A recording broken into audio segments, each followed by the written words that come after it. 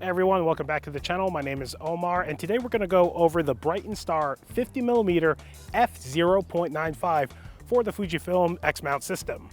Now, this lens is actually faster than Fujifilm's own 50mm F1, with the small caveat of the fact that it's fully manual focus. It does not have autofocus, but it is 6 times cheaper than that lens. So really, not only is this lens smaller than Fuji's 50mm F1, which is massive but oh so beautiful, my all-time favorite portrait lens, and I will put up a link to one of the many videos I've shot over the years on that camera just because I really enjoy shooting with that thing.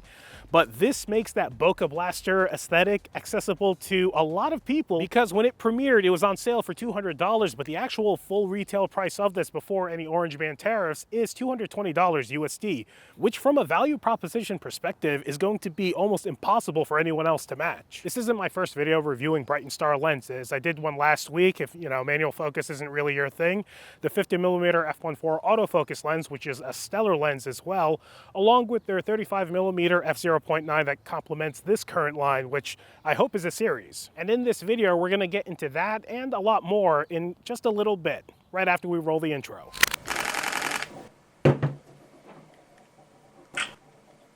That's it. That's the intro. Like I was saying, I've reviewed Brightin lenses before, but this one in particular was one that I was interested in because I love shooting portraits. If you go back to my channel, you'll see that the majority of my videos are portrait-based because I just, for whatever reason, a genre that I ended up falling in love with, along with sports. I like shooting people more than anything else with a camera. With a camera. Important for the filters. With a camera. Now, this shares a lot of similarities with the Brightin 35mm f0.95 in that it has all metal construction. One thing that's really cool, and I want to make sure to mention it now, is this integrated lens hood that slides out and then turns to the side, and it stays perfectly locked in. It doesn't get loose, and I've been shooting with this lens for over a month at this point, enjoying myself really. And overall construction for this setup is not something you would expect from something at the $200 price point. Now, at f0.5, there are a couple of things that you do have to go into expecting, one of the big ones being the chromatic aberration.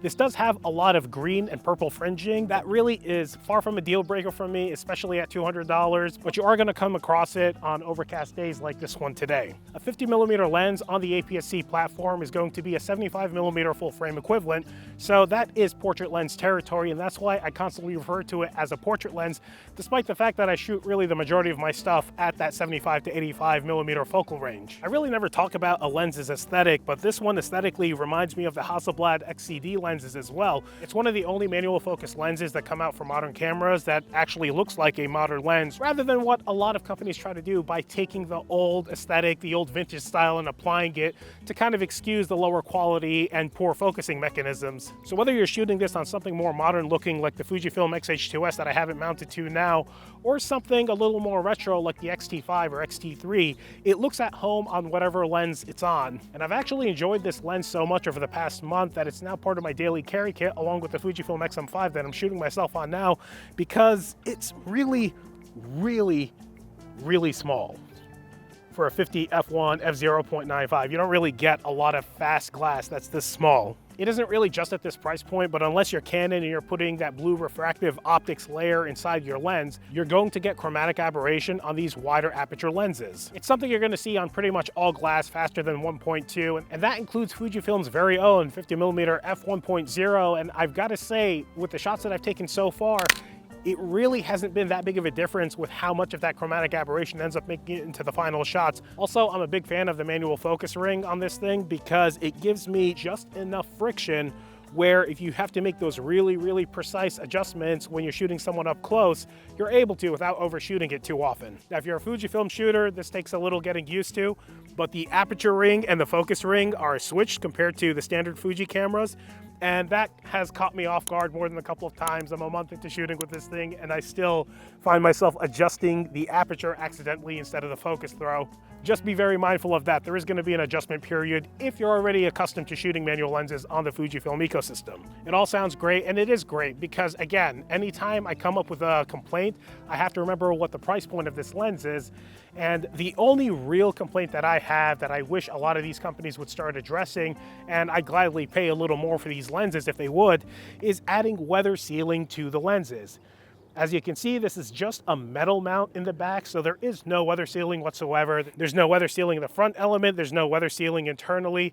I don't know. I don't make lenses. I'm not in the business of making lenses, so I don't know what's involved to actually make that happen. But if you're someone who constantly finds themselves outdoors, in the rain, in nature, whatever the case is, and you don't have a waterproof bag or you don't know how to shoot in a plastic bag, then maybe this lens isn't the best one to take with you. But again, because of its size, you can probably figure out some kind of accommodation where you can end up using it in pretty much any inclement weather, since you don't have to fiddle around with too much space and too much wrapping around of the plastic and all that. I think at some point in time I do have to do a video on shooting in the rain, but I don't know exactly how to record myself while I'm doing it, so stay tuned for eventually when we have like a week of solid rain in Jersey, which I know for a fact is going to be coming pretty soon. So now it's time to check out the portrait session I did with my sister. As the oldest sibling, I was able to peer pressure her into this, but I did end up paying with food a little later. All right, now we're at the part that you're all waiting for, using this lens for portraits, because at a 75mm full frame equivalent, it's probably going to be a portrait lens for most people, and it'll be really good at low light portraiture.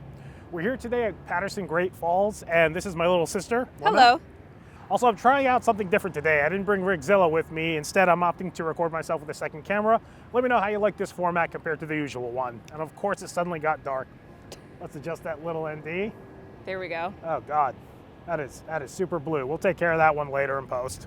And here are a few sample shots with the Brightin Star 50mm F0.95. So at wide open, you can see that there really isn't a lot of contrast, and that's to be expected with any lens that's at f1.0, f0.95, including a lot of the older ones that sell for a few $1,000s. Now this thing is $200 when it's on promo, $220 full price. I think it's perfectly fine, and personally, I do like the softer aesthetic. I think it just gives photos a little more character than the surgical precision we're accustomed to nowadays.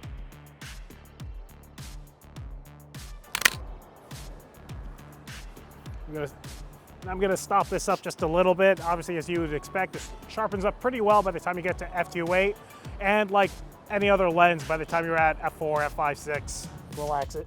Look my way. Smile.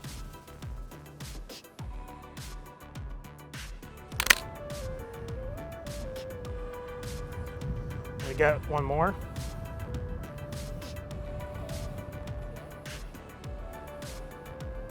Smile.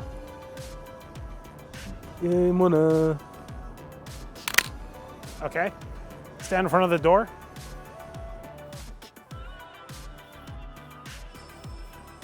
You were so awkward. Yeah, that's good right there. No, what you were doing, like extend. Yay. Hold on, let me move this back a bit. Just out of the way. You can see some of this rainbow flaring now, which would be unacceptable on a more expensive lens, but it's actually kind of fun on this one. I like this photo. You can do the same angle, but against the door sills, not on, like, yeah, stay on the green, yeah. But move your body in the middle more.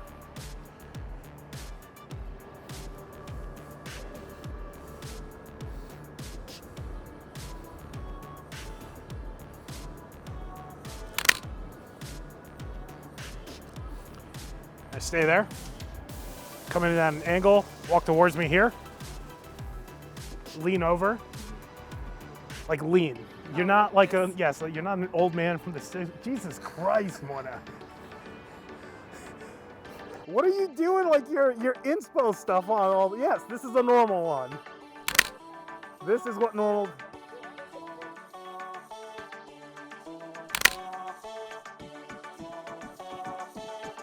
No, so like here, around here, I want you to be under the tree.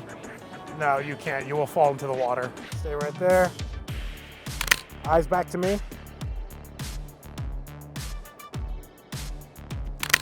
See how they look.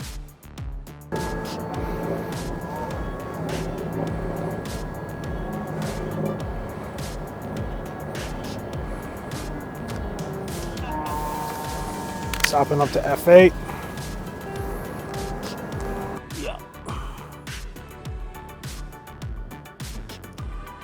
Hold it. One more.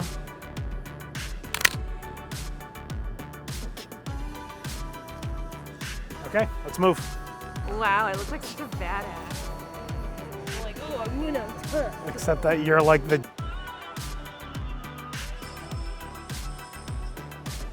So go way down. And to the side. Yeah, like that works.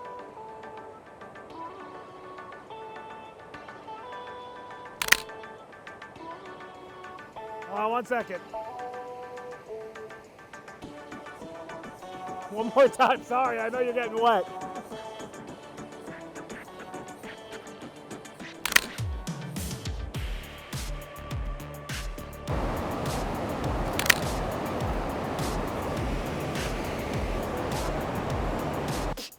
Look towards me.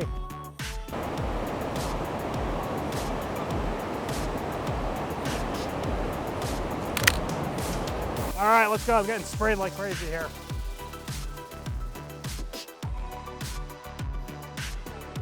Go ahead and kick your leg up like you had it prior. Yeah. Hands in the hoodie.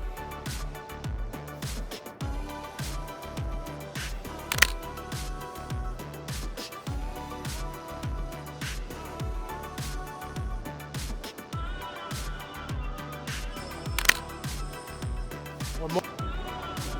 Look off to the side there. Okay, good. Yep. I think that's my favorite one. Damn, who's a tough girl? So just to recap quickly, as of today, this lens is still $220 USD. There haven't been any Orange Man tariffs applied. And they make it for the Fujifilm X mount, which is what we tested it on, along with a couple of other APS-C mounts, most notably probably, and I'm sure the Canon people are pretty excited about this, the Canon RF-S mount as well. So if you have a crop sensor Canon camera, they don't really have a good portrait lens. I would strongly recommend you pick up this one in the RF, I think it's the RF-S mount. Sorry, all my Canon stuff is full frame, bougie. And then maybe eventually Canon will finally let them make full frame lenses because I'm getting sick of it, man. We're all getting sick of it. Come on, Canon, wake up. I absolutely love reviewing third-party glass, and I love this new generation of really inexpensive entry-level manual lenses because aside from the fact that this fast glass is now accessible to everybody, it brings back the actual, it really gives you a solid photography and videography experience as well. Oh yeah, that's right. Worth mentioning, the video goes crazy on this thing too, and this is a 62mm filter thread that you're going to be using. Also, a quick video performance test. I do quite like it as a video lens, and this is a 6-stop ND because this is F0.95, which is, that's a pretty fast lens. So let's take you through what it looks like wide open. As you can imagine, pulling focus on something like this is a little crazy, where the lens and the camera aren't even on the same plane. Pull closer, that's the ND filter on the Sigma. So you really can get some incredible shallow depth of field, and for video, softness is a lot more forgiving than it is for photography. And on top of that, this really doesn't have a lot of focus breathing, which I don't fully understand, but yeah. This might be something, especially in low light, this might be a really good low light video lens for a lot of people, especially if you want a small footprint. Now let's stop this guy up. I think it looks really good. Even at f8, it produces crazy subject separation. Probably more usable too, but pumping the ISO up here a little bit.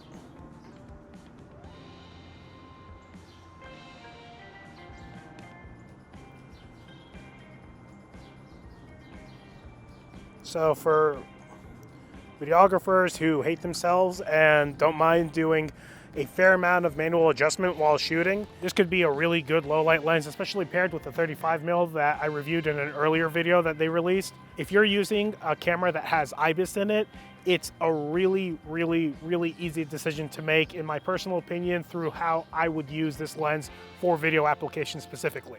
So any ND filters, any Pro Mist filters, although the photos are pretty soft wide open already, all that stuff is going to be relatively inexpensive compared to the 72 and especially the 77mm filters that a lot of lenses that do this sort of thing, a lot of lenses in the portrait space end up needing. And this goes tenfold for anyone who's going to be shooting with flash and not using high-speed sync, because we hate high-speed sync here, but it's nice for us to have. I feel like I should be doing an episode on flash exclusively. There are a lot of benefits to using your camera sync speed rather than high-speed sync that we can get into in another video if you're interested.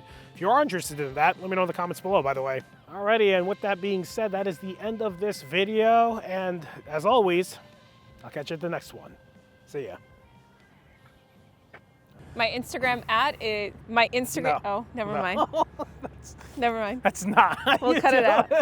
My IG is at Mudrun Muna. No. Go to my website. No. Stop. I can't laugh.